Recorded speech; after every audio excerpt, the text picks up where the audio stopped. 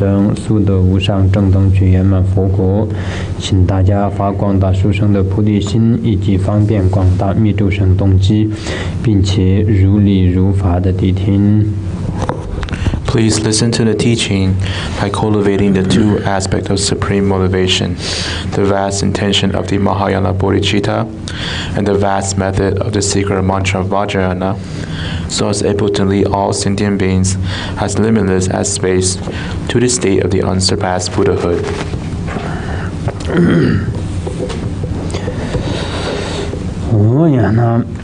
今天呢，我们讲的是《龙欽心髓前行引导文》里面的内家行。内家行里面呢，我们之前皈依发心、金刚萨埵，然后曼达拉都基本上讲完了。今天呢，我们要讲的是在曼达拉的最后的一个曼达拉，这个属于是一个就是另外的一种曼达拉，但是它虽然它是施身法，那它也是属于是在龙欽心髓这里面讲的时候呢，它是属于一个曼达拉的一个部分呢所以呢，今天我们就是讲这个格萨路施身法的这个修法。So today we'll be continue on the Longchen Nyingtik preliminary teaching. In particular, in the whole entire aspect of the inner preliminary teachings. So previously, we have already talked about or taught taking refuge, arousing bodhicitta, practice of Vajrasattva, and offering mandala. Those subjects has been discussed and taught. And today we'll be starting on the last section of mandala. This particular teaching, the teaching of Chod, or the Kusali, belongs to, it can be considered as part of the mandala teaching, and is especially here considered in the Longchen Nyingtik preliminary teaching tradition. It's included in the section of the offering mandala.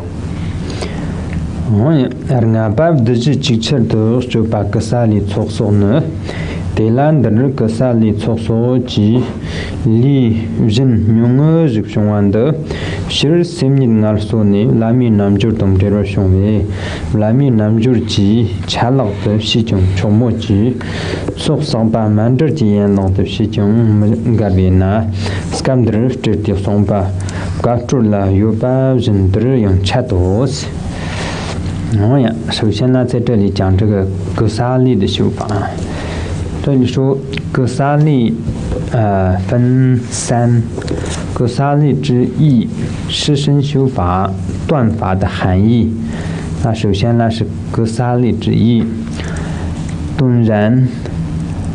断除四魔，积累格萨利资粮。这里所说的积累格萨利资粮，舍施身体的略修法，本来心性修习中在上师瑜伽部分讲的，所以积累格萨利资粮作为上师瑜伽的支分也可以，但作为积累资粮供曼达拉的支分也不相违。因此这里按照我的上师的传统，加在曼达拉的修曼达拉的后面。我想在这里呢，主要就是讲这个古萨利。首先呢，这里说讲的这个格萨勒的三个部分，首先是讲这格萨勒的这个含义，然后呢是施身法，是什么叫做施身法，然后什么叫做断法的含义，这样，所以分成三个部分在讲。那第一个呢就是格萨勒的含义。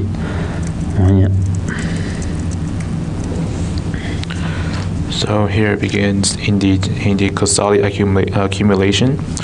So it is divided into three subjects, in particular the body as an offering, the practice of offering the body, and the meaning of Cho. And here it begins here. Now comes a brief offering of one's own body called the Kusali's accumulation. Since this practice is linked to the Guru Yoga in finding rest in the nature of mind, it is permissible to combine it with the Guru Yoga. Alternatively, without any contradiction, it can also be practiced as part of the accumulation of merit, along with the mandala offering. This is how it will be explained here, in accordance with the oral tradition that teaches it in that way. So today, we'll be beginning on the Kusali teaching, and here it is said here, divided into 3 chapters or 3 topics: the body as an offering, the practice of offering the body, and the meaning of Cho. So we'll be beginning first at the first topic. 然后这里说断除四魔，这主要就是讲这个格萨里的这个修法是为了断除四魔而讲的。那断除四魔，这里的四魔是什么呢？那我们就首先介绍一下这个四魔。四魔呢，一个呢叫做我们所说的蕴魔，蕴就是五蕴的蕴哈，我们的身体上我们所说有五蕴嘛，这个五蕴的蕴魔。一个呢就是烦恼魔。然后呢，一个就是死魔，死就是生死的死魔；一个呢叫做天子魔，就是天人的天那个子天子魔，这样，这个就是一共是4个魔所以呢，这个修法就是为了断除这个四魔的一种修法，同时就是积累资粮。So here in the Chinese translation, it first began to it talks to eliminate 4 demons. It's not mentioned here in the first section of the English, but so here is this Kusali accumulation. One of the purpose or the objective for this practice, one of the purpose is to eliminate what we refer to as the 4 demons. So here, I will briefly talk about what the 4 demons are. The first one is the aggregate demon, that refers to the 5 aggregates that we have that compose of our body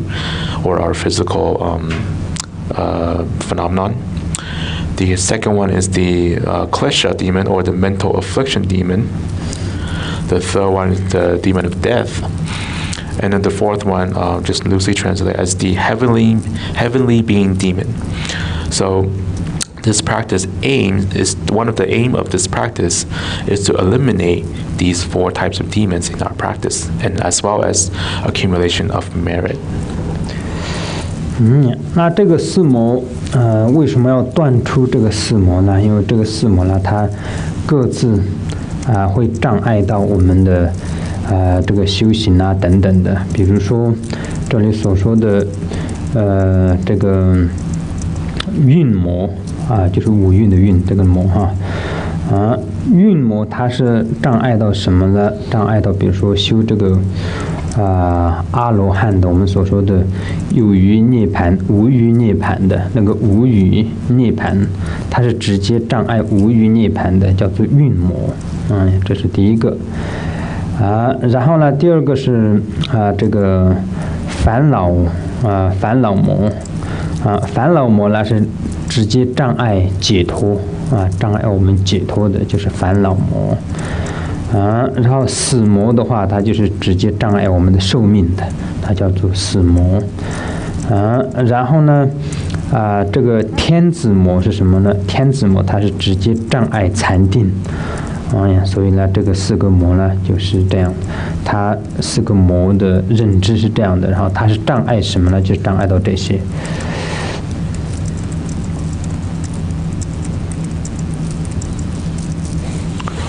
So why do we need to eliminate these 4, what we refer to as the 4 types of demons?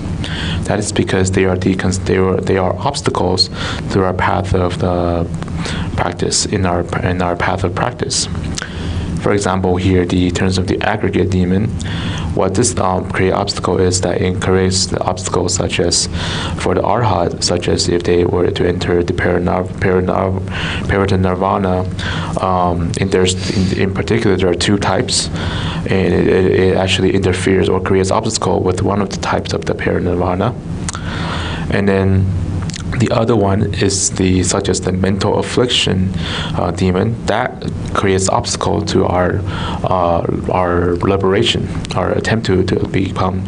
liberation, to be enlightened. And then the third one is the death obstacle, the death demon that creates obstacle to our own lifespan. And then lastly, in terms of the heavenly being demon, that in particular creates obstacle in our meditation, in particular our samadhi, in our meditation practice. So here are the four definitions of what these four demons are accordingly, and what kind of obstacles they create. 那这里比如说死魔的话，大家就没有什么不清楚的地方，就是直接切断或者是障碍，或是就让我们飞逝死亡等等的这些死魔就是这样的，就是如果说它结束我们的生命的话呢，我们要继续修行这些就会变成一个障碍了就是这样的然后那个蕴魔的话，就是我们对这个五蕴的执着嘛，这就是蕴魔这样然后呢，就是烦恼的话，大家也很清楚，就是我们的任何的烦恼，它都是会阻碍解脱的一种障碍。然后天子魔的话呢，就是这里是最重要，我们可以理解为就是说，它是直接障碍到我们的禅定，但是呢，除了禅定之外，比如说我们平时想修行的时候就突然有一个念头说我今天不想修行了，这种念头或者是你在这个想打坐啦，然后或者是做一些佛行的事业的时候，突然一种念头出来就是不想做了，或者想做一个别的事情，或者想去看看电视，或者想看看微信等等的这种念头，这叫做天子魔。天子魔是不在外面的它直接障碍就是你做善事、做禅定修禅定，就是这个分别念一进来掺杂你修行的这个动机念头所以这就是天子魔是这样的。所以这个是我们很不容易认知的一个魔，这常常都会出现在我们的这个生活当中的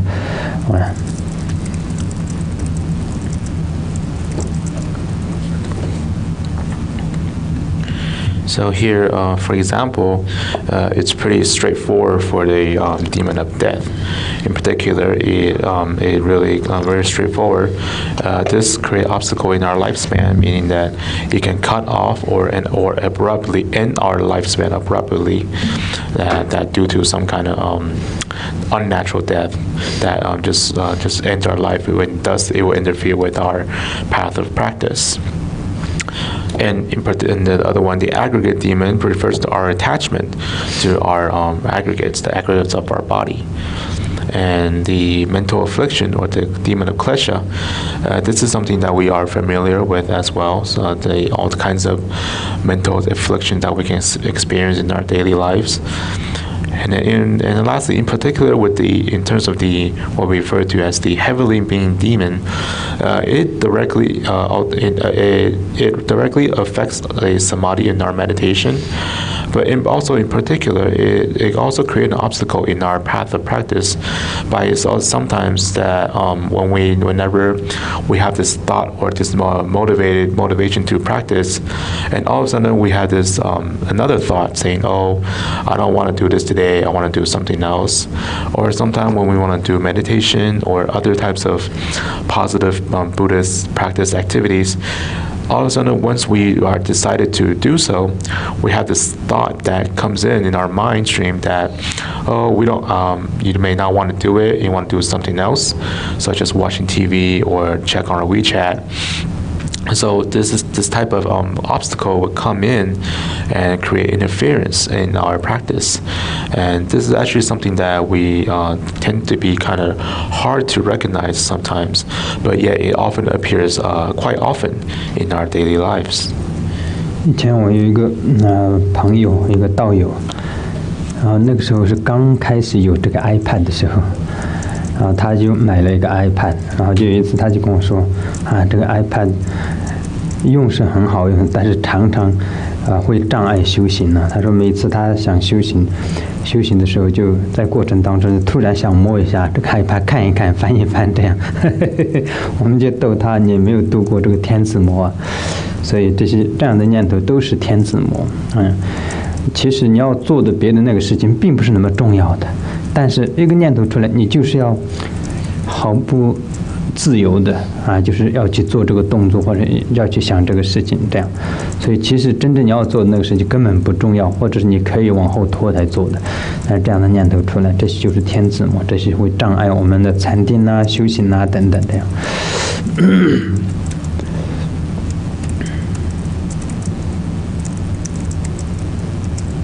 I had a Dharma friend once. There was a time, it was during the time that the iPad just came out. So he was able to purchase an iPad. And then after a while, he told me that, yeah, this iPad is very convenient. It's actually very useful. However, it really interferes in my practice. Because every time when I try to practice, I always have the thought to try to touch the iPad or try to check something on the iPad. So thus we jokingly said that, oh, you may have not overcome this heavenly being demon yet. In reality, all these, when you encounter these kind of thoughts, these things are usually really not that important, or this is something that you don't have to do right away. However, sometimes you may, often once you have this thought, you may all of a sudden it become distraction and turn you away from the practice and do that thing. But in reality, this is something that most of the times may not be important, or it can be done later. And yet you still become distracted from your practice and begin to work on these type of things. 所以呢，我们对天子魔就要很谨慎的要认知它，因为平时我们在修行的时候，一旦你规定了这个时间段是自己修行的时间、打坐的时间，你就要把所有其他的事情完全放下，完全放下，手机也好，微信也好 ，iPad 也好，所有的东西放下。然后当你心里有个念头产生，说我可能要去看个这个，可能要去看那个，那你马上就要认知这个就是天子魔。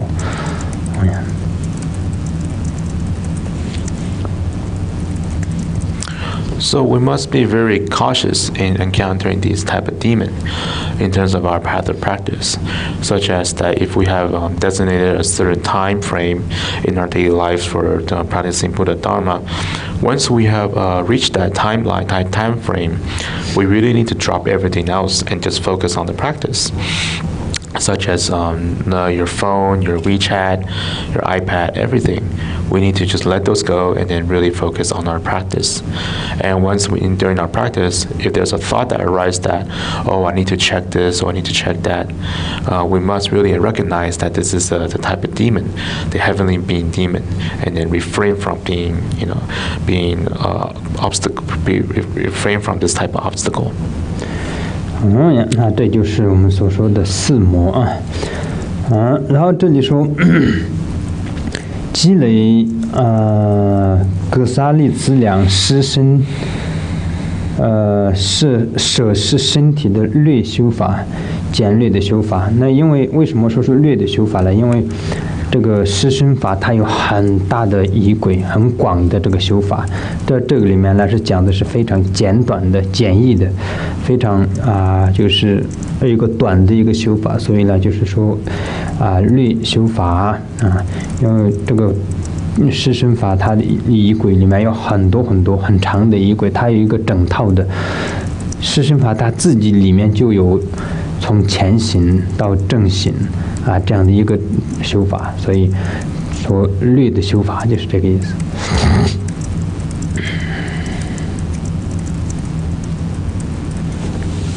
And that is what we refer to as the four demons. And here the text says, now comes a brief offering of one's own body called the Kusali accumulation. So in terms of the brief offering, the reason why it says brief is because the Kusali practice itself, or the practice of Chod itself, is a very broad and detailed practice. So here, this is the text here as introducing just a kind of like a concise version of the practice itself. Because in terms of the entire sadhana, there's actually a whole system of practice, starting from the preliminary practice to the actual practice. In terms of there's like a whole complete system and a complete in very vast amount of detail of practice. So here, what is being introduced here is considered as the kind of like a brief practice. 然后呢，这里说本来心性修习中是在上师瑜伽的部分讲的。那在这个古萨利的这个修法施身这个法呢，我们心性修习，我们有3大修习里面的心性修习里面也有讲这个修法。那个时候呢，就是把这个放在这个上师瑜伽的就是分支里面，但是这里呢就是放在这个曼达拉的分支里面，所以呢，为什么在这里放在曼达拉的这里面呢？巴珠仁波切说他是按照自己上师的传统这样加在这里的，所以呢，这也不会有任何的就是相违的部分，因为这个也是一个积累资粮的。放在这个上师瑜伽的部分讲也是可以的，然后放在这个曼达拉的分支部分讲也是可以的所以呢，他就是选择了放在这个曼达拉的后面讲，因为这是自己上师的传统所以呢，按照这样讲的。